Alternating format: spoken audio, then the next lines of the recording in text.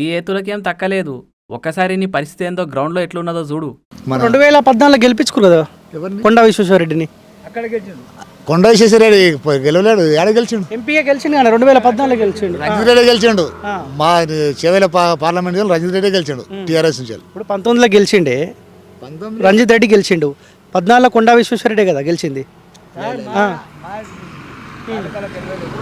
ఆయన పోటీలో ఉన్నాడు కానీ ఇంతవరకు ఎంపీ చేయలేడు అనుకుంటా. విశ్వేశ్వరరెడ్డి గెలిచిండు.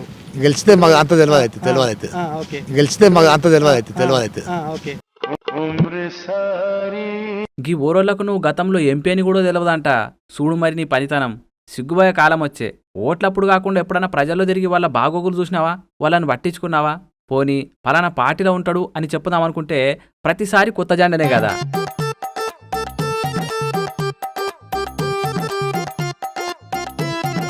ఇక నీకు గిట్లయితే డిపాజిట్ కూడా రావడం కష్టమే పో. గదంతా చూస్తే నిజంగానే గతంలో నువ్వు చెప్పిన మాటలు నిజమే అనిపిస్తుంది కొండన్న. నువ్వెవరో వాళ్ళకి తెలియదు, వాళ్ళెవరో నీకు తెలియదు. నన్ను ఎవడు గుర్తుపట్టాడు? నేను ఇవని కాదు, మా మా చేవెళ్ళ ఊర్లో తప్ప పక్క ఊరికి పోతే నన్ను ఎవడు గుర్తుపట్టాడు. ఇంకోటి ఏంటంటే నేనెవరిని గుర్తుపట్టాను, మా చుట్టాలనే గుర్తుపట్టాను.